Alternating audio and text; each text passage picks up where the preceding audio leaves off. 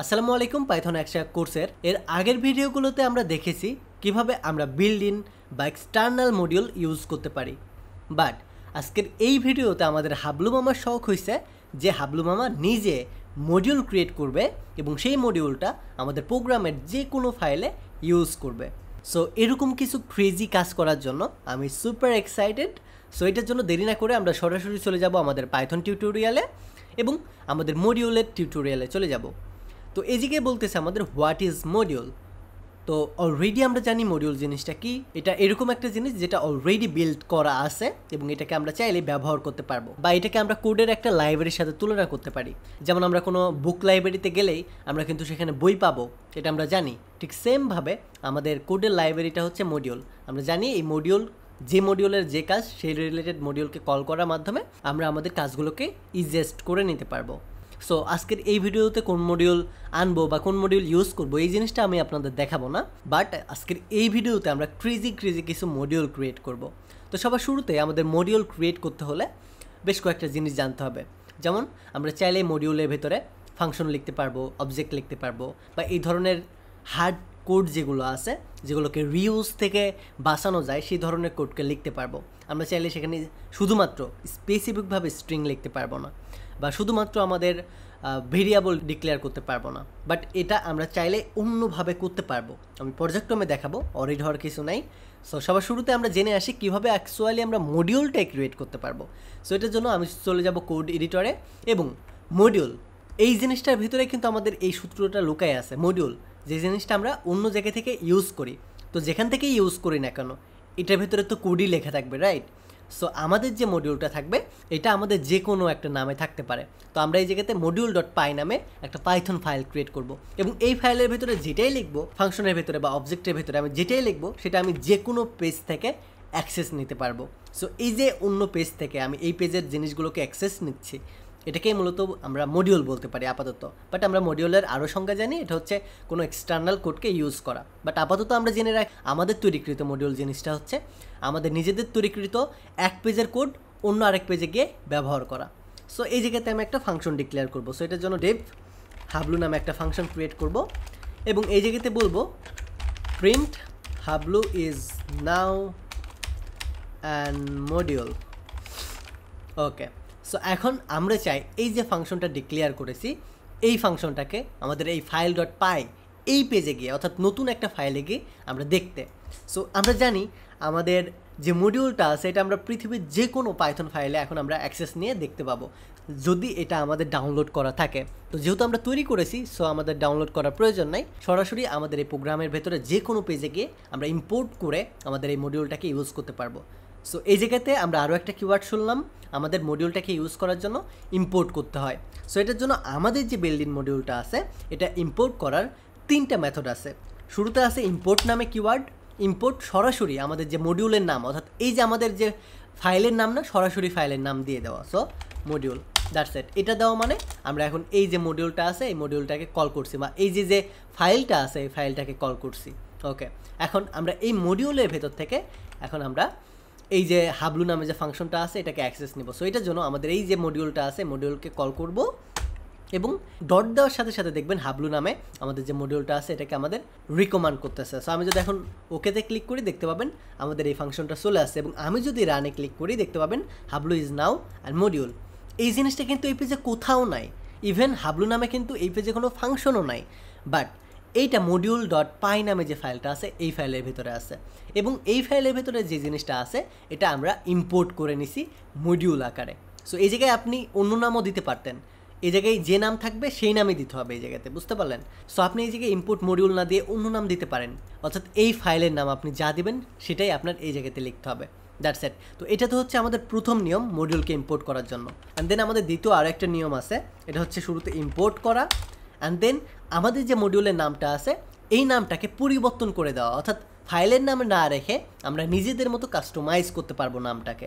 So এই জায়গাতে চাইলে কিন্তু আমরা আমাদের নিজেদের নামও দিতে পারবো, বাট অবশ্যই আমাদের এই জায়গায় এইবার বলে দিতে হবে ইম্পোর্ট মডিউল যে ফাইলের নাম সেটা অ্যান্ড এটাকে কল করব কল করব কি দিয়ে, এটাকে কল করব সে আমি MOD দিয়ে বা এটাকে কল করব কাকু দিয়ে। ওকে, এখন কাকু নামে আমাদের এই ফাইলের নামটা হয়ে গেছে। এখন যদি আমি কাকুকে কল করি, তার মানে আমাদের এই মডিউলটাকে কল করা। এই ফাইলের ভিতরে যতগুলো আমাদের ফাংশন থাকবে, যতগুলো যা কিছু থাকবে, কোড থাকবে, সব কিছু আমরা অ্যাক্সেস নিতে পারবো। সো এটার নাম দিলাম গাবলু, এই জায়গাতে এসে দিব গাবলু।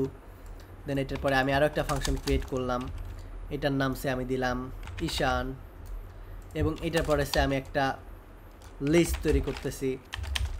লিস্টের ভেতরে সে আমি লিখতেছি ঈশান হাবলু প্রোগ্রামার। সো এই কয়েকটা জিনিস তৈরি করলাম। এটা হচ্ছে এই যে এক একটা কিন্তু মডিউল।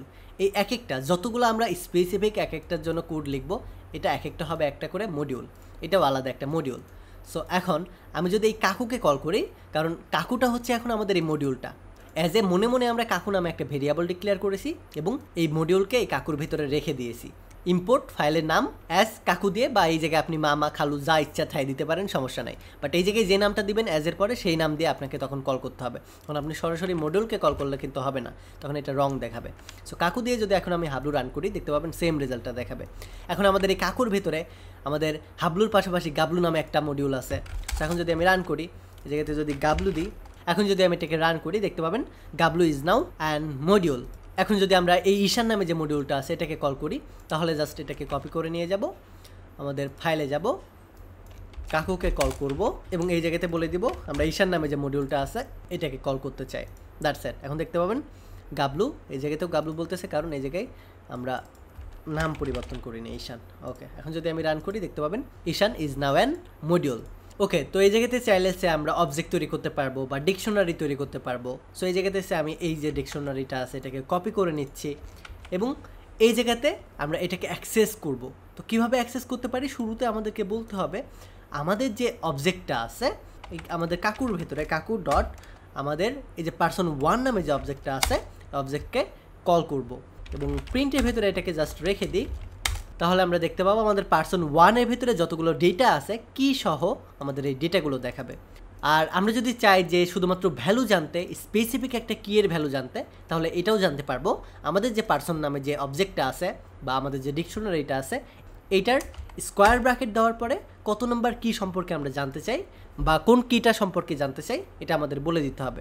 সো আমরা নেম কিটা সম্পর্কে জানতে চাই, সো এটার জন্য কোটেশন দিয়ে নেম বসাই দিব। এখন যদি আমি এটাকে রান করি, দেখতে পাবো জন আউটপুট করতেছে, কারণ এই জায়গাতে এটার নাম জন দেওয়া আছে। আমি যদি ঈশান দিই, তাহলে আমাদের এই জায়গাতে ঈশান আউটপুট করবে নেম হিসেবে। সো এইভাবে আমরা চাইলেই আমাদের মডিউলের ভেতরে, অর্থাৎ আমাদের একটা ফাইলের ভেতরে আমরা অবজেক্ট ক্রিয়েট করতে পারবো, ফাংশন ক্রিয়েট করতে পারবো, ডিকশনারি ক্রিয়েট করতে পারবো। এই ধরনের অনেক জিনিস আমরা ক্রিয়েট করে আমরা অন্য পেজে ইম্পোর্ট করে ব্যবহার করতে পারবো।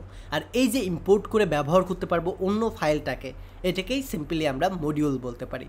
তো এই ভিডিওতে আমরা কি জানলাম, মডিউলটা কিভাবে মডিউল তৈরি করতে হয় এবং এটার প্রপার ইউজের সম্পর্কে আমরা জেনেছি। এইটার পরে আমাদের মডিউলকে ইম্পোর্ট করার আরও একটা মেথড আছে, কিন্তু আমরা প্রথম মেথড দেখেছি, দেন এটাকে কমেন্ট করে রেখেছি, দেন দ্বিতীয় মেথড দেখলাম, এটাকেও কমেন্ট করে রাখতেছি, এটাকেও কমেন্ট করে রাখতেছি। এখন আমরা দেখব তৃতীয় মেথড। আমাদের তৃতীয় মেথডটা হচ্ছে সবার শুরুতে আমাদেরকে ফ্রম কিওয়ার্ডটা লিখতে হবে এবং ফ্রম কোথায় থেকে, ফ্রম এই মডিউল ডট পাই থেকে। সো মডিউলটাকে অ্যাক্সেস করব, অর্থাৎ আমাদের যে পেজের নাম বা ফাইলের নাম, সেই ফাইলের নামটা। দেন ফ্রম মডিউল কি, ফ্রম মডিউল ইম্পোর্ট, যেহেতু আমরা ইম্পোর্ট করব। এবার ইম্পোর্ট করব কাকে, এই জায়গাতে আমরা যে কিওয়ার্ডটা লিখতেছি এটা কিন্তু স্পেসিফিক কোনো কিছুকে বোঝায়।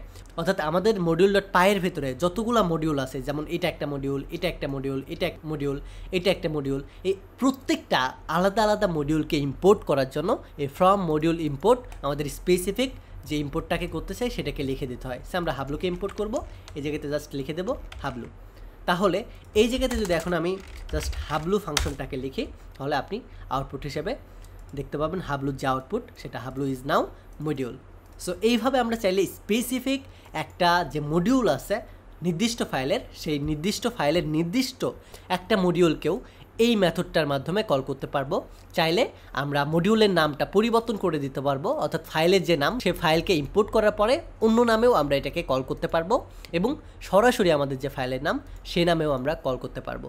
তো এটাই ছিল আমাদের তিনভাবে কিভাবে আমরা আমাদের এক্সটার্নাল মডিউলকে বা আমাদের তৈরিকৃত মডিউলকে আমরা ইম্পোর্ট করতে পারি।